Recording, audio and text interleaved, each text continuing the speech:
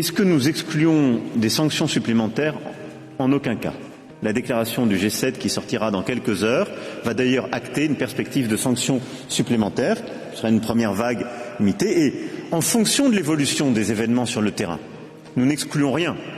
Si les choses continuaient sur le plan militaire, dans la droite ligne de ce que vous venez de décrire, que nous prendrons des sanctions nouvelles, y compris des sanctions massives. Nous condamnons avec la plus grande fermeté, et je partage votre émotion quand nous voyons les scènes à Kharkiv ou à Mariupol, inacceptables et odieuses que nous avons vues. Mais aujourd'hui, nous ne sommes pas, nous, Européens, sur le sol ukrainien en guerre.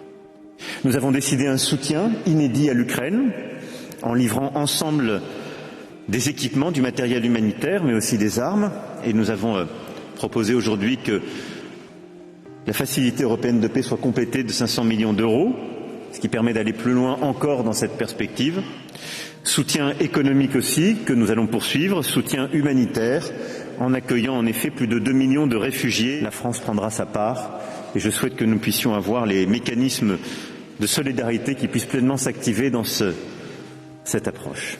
La déclaration de Versailles et au fond l'agenda de Versailles que nous avons discuté aujourd'hui vient acter du fait que la souveraineté européenne, chacun comprend aujourd'hui que c'est un impératif. Et que cette souveraineté, cette autonomie stratégique, nous en avons vécu l'importance dès la pandémie et nous le voyons pleinement avec cette crise où nous mesurons combien notre alimentation, notre énergie, notre défense sont aussi des sujets de souveraineté où nous pouvons coopérer, où nous voulons être une puissance ouverte au monde, mais où nous voulons choisir nos partenaires et ne pas dépendre d'eux. En matière de défense, nous souhaitons pouvoir définir les investissements dont nous avons besoin. Plusieurs d'entre nous sommes d'ores et déjà à 2% de notre produit national brut investi en matière de défense. D'autres ont des efforts à faire, mais nous voulons le faire de manière coordonnée. Ensuite, il y a le sujet de l'énergie. Sortir des énergies fossiles, c'est devenir indépendant. Néanmoins, nous savions que sur cette route, pour beaucoup d'entre nous, la sortie du charbon en particulier passait par le gaz. Un gaz que nous importons et que nous importons encore de Russie. La situation que nous vivons aujourd'hui, celle que nous vivrons immanquablement demain, doit nous conduire à réévaluer cette stratégie en étant encore plus ambitieux sur le plan climatique. À cet effet, nous aurons un rendez-vous dès la fin du mois de mars où nous regarderons de manière très concrète comment d'abord accompagner nos peuples sur la question des prix, de permettre de garantir des mécanismes qui évitent d'être soumis aux aléas du marché, parfois aux spéculations du marché liées à ce contexte de crise.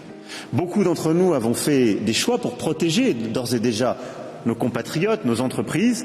Nous devons harmoniser ces choix au niveau européen et nous doter d'instruments nouveaux dans les 15 jours qui viennent pour mieux résister aux chocs de prix liés à ce contexte géopolitique. Ensuite, nous devons aussi nous préparer à d'éventuelles sanctions qui viendront et nous devons nous préparer à nous désensibiliser de cette dépendance à la Russie. C'est l'objet du mandat qui est donné pour le mois de mai à la Commission, c'est-à-dire comment sortir d'ici à 2027 de notre dépendance au gaz, au pétrole et au charbon russe. Enfin, nous avons les autres sujets sur lesquels nous devons bâtir également notre indépendance et notre souveraineté, la stratégie alimentaire, dans un contexte où, qu'il s'agisse du blé, du maïs, des céréales, plus largement parlé, l'Ukraine et la Russie sont deux marchés très importants. Notre Europe est d'ores et déjà déstabilisée par la guerre à cet égard. Elle le sera encore plus dans 12-18 mois, en raison de ce qui ne peut être planté en ce moment même en Ukraine. Et l'Europe, mais avec elle l'Afrique, seront très profondément déstabilisées sur le plan alimentaire. Il nous faut donc là aussi nous préparer et réévaluer nos stratégies de production pour d'abord défendre notre souveraineté alimentaire, mais pouvoir aussi définir et réévaluer une stratégie à l'égard de l'Afrique, sans quoi plusieurs pays en Afrique seront touchés dans la période de 12 à 18 mois par des famines en raison précisément de la guerre.